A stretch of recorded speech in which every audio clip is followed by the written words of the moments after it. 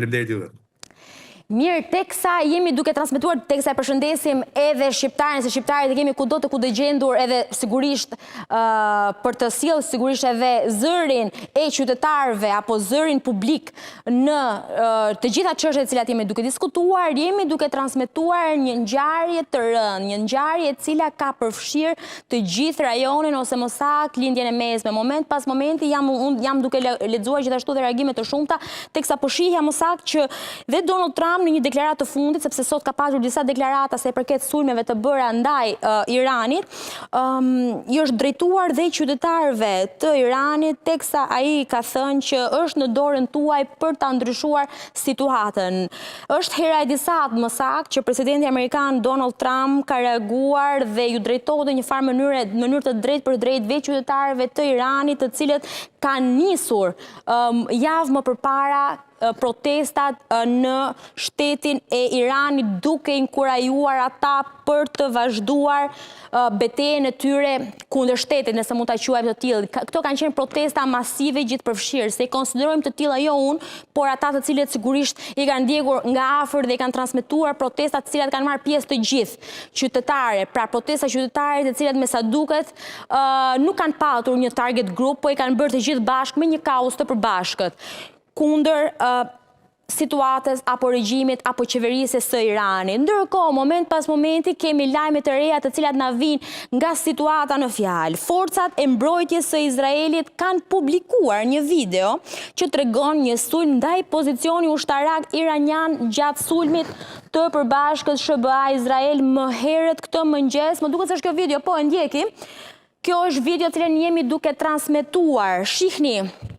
këtë video. Në këtë moment sigurisht pamjet nuk janë edhe shumë të qarta, por arrihet të identifikohen momentet kryesore, se teksa ju shihni çfarë është duke ndodhur. E theksoj edhe një herë, këto pamje vijnë nga Ministria e Mbrojtjes së Izraelit, të cilat e kanë publikuar këtë imazh, këtë video, më saktë teksa tregohet një sulm ndaj pozicionit ushtarak iranian gjatë sulmit të përbashkët, sikurse është dhe ka qenë njoftuar mes Shteteve të Bashkuara të Amerikës edhe Iranit. Ndërkohë, jemi duke ndjekur në kohë reale të gjitha zhvillimet në lindje të mesme, të cilat sigurisht kanë sjellë tensione të shumta edhe shumë pikpyetje se çfarë po ndodh.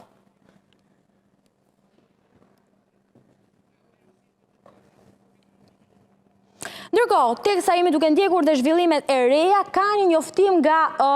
njoftim nga institucionet përgjegjëse dhe nga Izraeli që thuhet që kanali Hormuzit është bllokuar apo të paktën për pak momente duhet jetë bllokuar nga ana e Iranit. Bëhet fjalë edhe një herë, unë dua ta theksoj teksa jam duke raportuar, jam duke përmendur dhe burimet e informacionit të cilat vijnë këto lajme. Sigurisht më vonë, më pas, do kemi mundësi që të specifikohet. Vjen informacioni nga burimet izraelite sa i përket këtij lajmi që sapo thash, por mbetet për të parë se çfarë ka ndodhur dhe si do të përshkallëzojë situata. Do kemi një situatë më të qetë apo situata do vazhdojë të jetë e agravuar. Ndërkohë, jemi duke ndjekur dhe zhvillimet moment pas momenti, ka qenë një shtunë e tensionuar, të cilën e kemi nisur në fakt për të përcjell edhe lajmet e fundit në lindje të mesme, që me sa duket moment pas momenti kanë të reja dhe Shtetet e Bashkuara të Amerikës, paktën po lexoja një lajm pak sekonda më përpara që Donald Trump, presidenti amerikan, kishte bërë një telefonat me Netanyahun, me kryeministrin izraelit Netanyahu, teksa thuhet që ata të dy janë koordinuar dhe gjithçka është nën kontroll sa i përket targetit të tyre për të goditur Iranin. Ndërkohë, ndjekim moment pas momenti edhe pamjet, mund të ndihmoj regjia që të kemi ndoshta pak më të plota, teksa unë do kem mundësi që të shoh edhe për lajmet edhe të përcjell moment pas momenti të gjitha lajmet e fundit sa i përket situatës në fjalë, një situatë e cila sigurisht i ka bërë pjesë edhe qytetarët në reagime.